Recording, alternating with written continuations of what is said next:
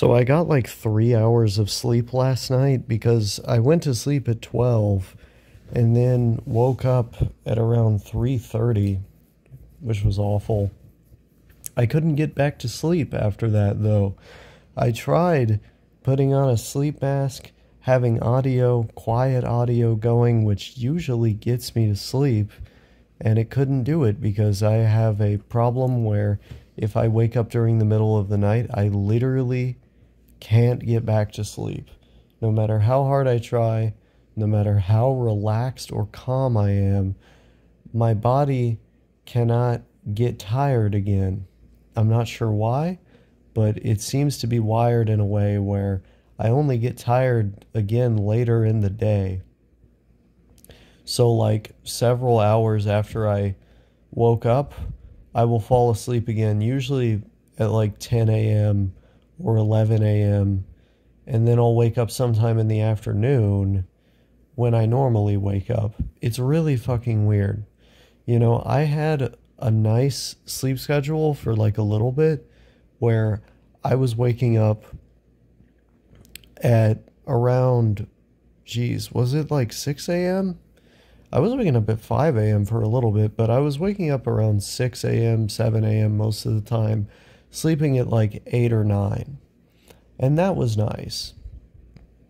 Of course, it didn't last because any sleep cycle that I get on never ends up lasting, which is unfortunate, but it's just how it is. Also, I wanted to make this video specifically to talk about something other than sleep. I wanted to talk about what I dream about, which is a topic that I don't think people really consider very often. Like, a lot of people have dreams, but by the time they get to be adults, they usually just leave them by the wayside. They don't consider them much further after that. At least the kind of people that I've talked to.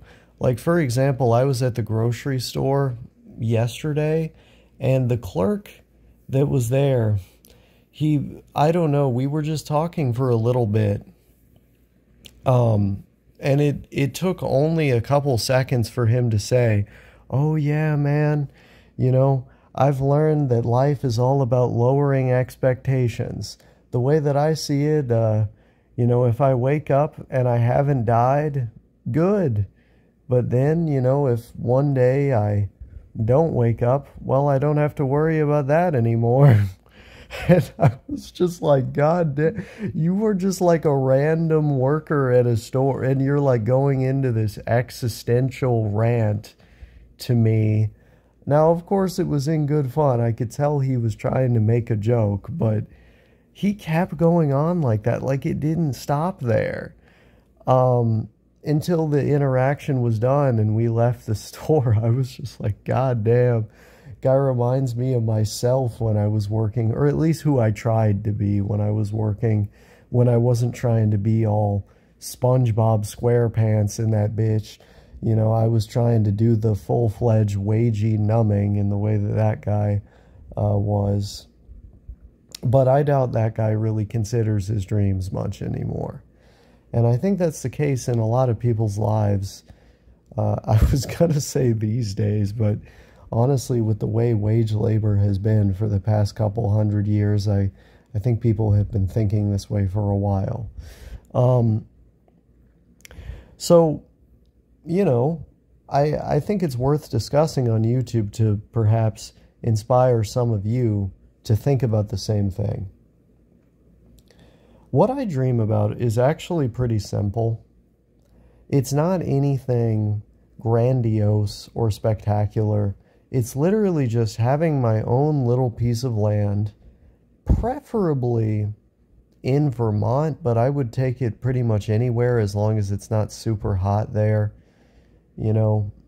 I could have it in West Virginia and I'd still be really happy, having my own little piece of land and having me and Sophia build something on it, like a log cabin, and then just living out of that in a mostly analog way. You know, getting some solar panels, like big ones, to be able to charge batteries and things like that to supply electricity to the home. But, you know, generally like cooking food from a wood-burning stove, having a greenhouse nearby where food is grown, and living off the land in other ways as well. Now, of course, I know I'm probably going to have to get on the bike or whatever I have in this situation and go off to the store. There's no way that you can, on a small bit of land, like supply two people, at least two people who eat as much as we do, that consistently. So it wouldn't be like a living entirely off the land type situation, but it would be something fairly modest. We'd be able to supplement a good portion of our food just through the land that we're on. You know, I dream about just having that place there. I mean, it doesn't sound like much, does it? Literally just having a place where both of us are at that's like relatively secluded from the rest of society, that we build ourselves, that we customize in all of our own ways. Maybe it has a chimney or something fancy like that, but generally just having a place that belongs to us, that's kind of rustic. Having all my books there, and really spending my time elevating my knowledge, getting more into learning specifically in a deeper way, not just perusing through ideas the way I have been for the longest time, but like actually learning to apply this knowledge and use it practically. And that's another part of actually living off of the land, is because you end up encountering a lot of scenarios where you need to build your own stuff, or you need to be handy in some way, or you need to be strategic, like if you have an animal problem. All of these things give your mind time to wander in a way that's productive. They stimulate you. And that's where I want to be at. I want to be in this kind of state of constant stimulation, which you wouldn't expect it, but that's what the forest brings to me. You know, there's a lot of people that are obsessed with cities. I mean, honestly, I think it's just because they're from there. Like, they grew up there, and so they love cities. Now, don't get me wrong. I like a lot of things about cities, conceptually. I don't actually like being there. But I like city planning. I just don't like actually taking advantage of the city planning. So I guess that kind of means that I don't like cities. But man, going into a walkable zone, and there's a bunch of shops, and there's like when there's not that many people around, which was basically like only during COVID, that was pretty cool. Too bad it'll never happen again. Anyway, yeah. I like kind of being secluded off into a little space. You know, that's how I grew up. That's where I'm from. That makes sense to me. And it's a very stimulating environment for me. Like, I'm always kind of weirded out by people who are like, oh, like, wouldn't you not have anything to do? Like, wouldn't you be so bored? It's, dude, I lived there my entire life and constantly made my own fun. Why do you think I have a YouTube channel? Why do you think I have learned to be creative in so many other ways? Like, that's just what you do when you're in a place like that. And so it's a very stimulating environment for me. I mean, I remember going off of our property onto our neighbor's property growing up, taking a pair of bolt cutters and just breaking through the people's fences so I could just walk around on the land. Now, in retrospect, I don't think I should have done that, but those are very fond memories for me. And I felt as entertained as ever doing that. I think city slickers just literally don't understand this. But that's okay. And the thing is, I don't like, and this is another component to the dream, is I don't actually want to be like a hermit or something, like entirely separated from everybody else. I just want to have the ability to periodically become one, you know? So another component of what I dream about is actually having the freedom to travel the whole country, travel to other countries, and so on, with fairly limited means, but to be able to do so nonetheless. And if we could do that, you know, if we were in a situation where, you know, we had this home base that was customized to our own liking, but then also the adventurers could come out of both of us and have us go do these various things, you know, kind of like what we were doing. You know, when we first started going out, we were going to all these different places that we hadn't, you know, been together before, or just, you know, hadn't been to before. And it was a very special kind of thing. I think when you love somebody and you're going to new places with them, it instills a very specific kind of feeling in you about the other person, and just about life in general. Like, you end up coming away with a lot more of a positive outlook on everything. Like, you're replaying the events that make up your life in your mind, and you're remembering, oh yeah, like they were there when I was doing that and that and that, and we did this and that. Like a lot of the time when you're a NEET, you're not going to remember things because you spend every day doing the same things. Like if you're a shut-in NEET, that is. But if you're like a traveling NEET, like every day is a new thing. I mean, every day when I did something novel in another place, or just outside, like where I live at, I remember.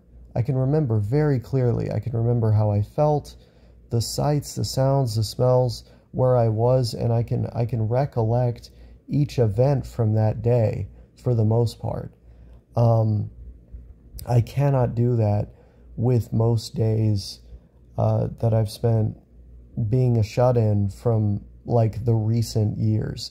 Now, a couple years ago, if I were to like try and recollect different days from like 2021 or 2020 and further, you know, keep on going back, okay, I could do that, you know. But any recent, you know, basically, well, actually even 2022, I remember a lot of my shut-in days. That's like basically anything 2023 onward where I've been a shut-in, I can't remember most of the days. You know, I might be able to remember specific conversations from each of the days, but I can't recall specific events, or really most of the stuff that happened in the days. But when I'm going out and actually doing things, I remember everything from that day. You know, it's like, I'm trying to remember like stuff from recently. Like, things I remember from recently was like playing Counter-Strike 2 and then clutching like a victory, and then everybody on the mics screaming in excitement and happiness and joy over me clutching. But the reason I remember that is because they had done like a really, really convincing version of esports commentary right as I was doing it. which is like a very memorable thing because that pretty much never happens in that game.